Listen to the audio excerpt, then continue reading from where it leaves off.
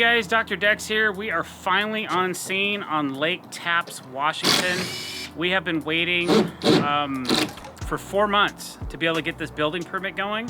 So we are finally in demolition. We are gonna tear this deck down, and I'll go over eventually what we're building here, but for today, we're just ripping things apart, getting our aggressions out on the city of Bonnie Lake because they made us wait so long to generate income. It's terrible when you have to ask for permission so that you can earn your living. And unfortunately, that's just the way it is sometimes. There's nothing I can do about it. I've been working my butt off. I really was gonna quit building decks and go join the circus because I've jumped through so many hoops. I'm a world-class hoop jumper now. So I'll have to show you guys that along this build. Welcome, come along, enjoy this ride. It's gonna be a wild one. We're gonna be on this project for 3 to 4 months. We're gonna do a lot of content. Also, don't forget to like, comment, and subscribe below. We really appreciate it. Let's get this thing torn down. All right, so I'm gonna briefly go over with you our plan for this deck and explain to you some of the circumstances, why it took 4 months for us to get this permit. But we'll start with the construction. Here's the actual plot plan. It's not super detailed. It doesn't have to be. It just kind of shows where the deck is, the distances. This is on a smaller scale. It printed out really small, but the plans checkers, they get a bigger printout of this or on their screen. So this is the lower deck detail. It shows the framing and footing details and some of the stuff we're gonna do to the deck to make it so it doesn't rack. This deck has a real curvaceous flow to it, which I'm excited about. I'm kind of getting back to my roots, getting into some curves and deckboard bending. This is the upper deck. So it kind of matches the lower deck in its shape somewhat. And then here's a plan of the upper and lower deck showcasing the framing detail of the lower deck versus the upper deck. We don't have the stairs drawn in here. That's gonna be kind of a custom, unique deal that we do. It's gonna be a challenge, but I'm looking forward to it. And then the next page is a front view, what it looks like from standing in the yard without the stairs drawn, so you can show all of the details of the posts and the footings and this and that and the other. And then a side view as well of what the deck will look like from the side, how we're attaching it to the house, flashing details and that kind of stuff. And I've been doing my plans in color because I think it helps give a depth perception. Some jurisdictions don't like it, but most people seem to appreciate it. And then just some girder attachment views, things like that. That's our approved plan. Now this was an engineered set of plans, so I paid additional to have an engineer go through, double check my work, double check my loads, tell me what I could and couldn't do for footing sizes and that kind of thing. And then he stamped those, and then this was approved in 30 days. Now I'm gonna tell you what happened and why it took another 3 months for the city of Bonnie Lake to approve this permit. They came up with conditions that have nothing to do with Dr. Decks or my ability to build a deck. This red grid, this is all impermeable. It's gravel. It's gravel. And the city of Bonnie Lake is saying, well, no, it's impervious. That means that water can't drain through it. So you have to do something to this area to qualify for your deck. Here's the house, here's our deck. Okay, so they made us do that. They're making us remove all the sheds on the front of the property because none of those were permitted or approved. And then because our deck is within the 60-foot setback to the lake, actually house is 60 feet. I'm projecting 20 additional feet from the house out. So for every 5 feet of projection of the deck, we have to add 5 feet of plantings of native plants designed by a professional landscape architect. I couldn't do this plan. We had to pay several $1,000s to have somebody else draw it so that it would appease the city of Bonnie Lake so we could do this native vegetation, plant it on the lakeside so that they would allow us to come out 20 feet from the house to build my work of art. So all this stuff has to be done by the homeowner. This has to be done by the homeowner.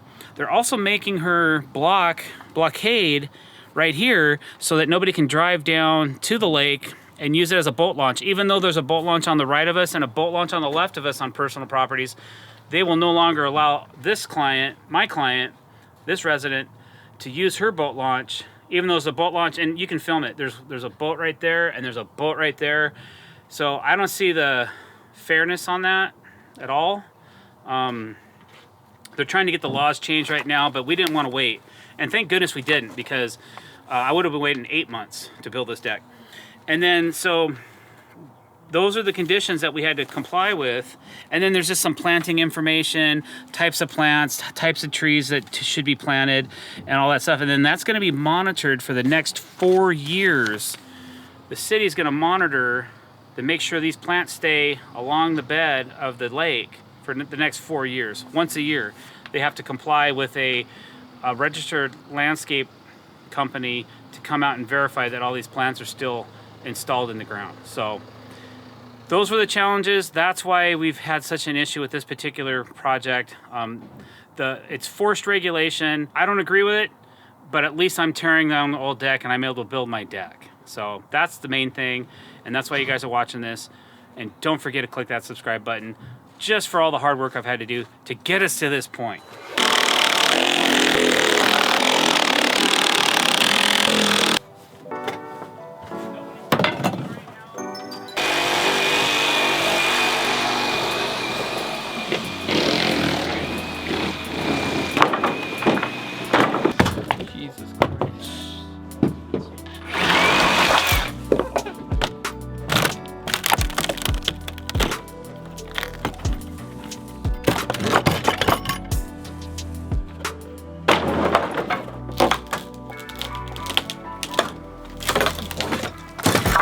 Woohoo! That's how you do it.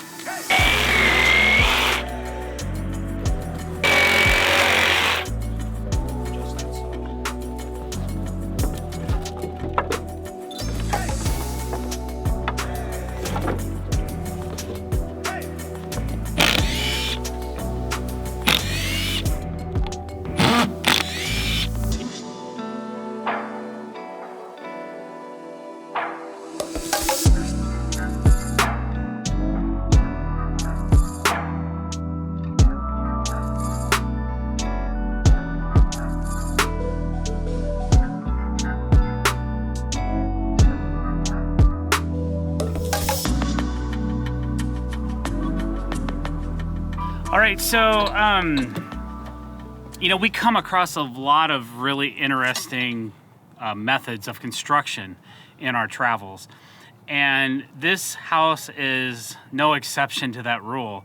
We had these brackets that were holding up part of the beam system for this little tiny deck. And the guy that owned this house before our client must have been some kind of an engineer, or whoever built this deck must have been some type of engineer, because they brought it upon themselves to build these really heavy duty pocket brackets that had some kind of a detail on the bottom for some reason to probably, I would assume, disperse some of the weight, this little tab. And mathematically, I'm sure it does to some extent, but how much I couldn't tell you. I don't think a whole lot. And then the brace goes into the next floor joist, into the house, and it's bolted to the next floor joist. So in a way, they were doing their lateral support with this bracket. But I gotta tear these out and figure out what our stud distance is, so we have something solid to attach our new deck to. And sometimes you just gotta tear things completely apart to put them back together. So I just found that really interesting. Thought you guys might wanna see that. So some guy custom fabbed his own brackets, lagged them into the inside of the house, said, well, that's a win. So that's what we went with, man. So now they're coming out, we're gonna change it up and do something different. Make it. All right. I got cobalt, crescent, cobalt, and chrome vanadium from China. Sometimes you have to make what you need to succeed. That's to get into there? Yeah.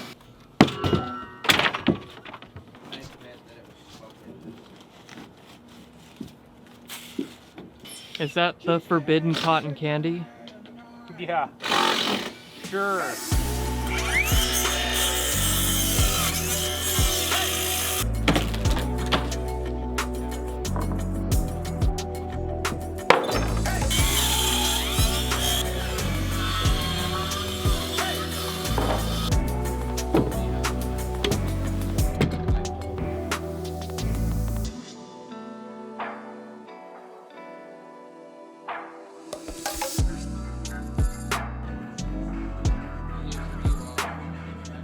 All right, guys, thanks for watching. I really appreciate it.